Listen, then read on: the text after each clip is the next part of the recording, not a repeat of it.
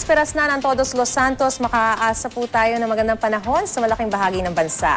May chance mang makaranas na mahinang ulan ang hilagang bahagi ng Luzon. Dulot pa rin ng northeasterly winds. Maasahan pa rin ang maaraw hanggang sa bahagyang maulap na kalangitan, lalo na sa bandang gitna at timog. Kabilang po riyan ang Metro Manila na makararanas pa rin na maalinsangang panahon.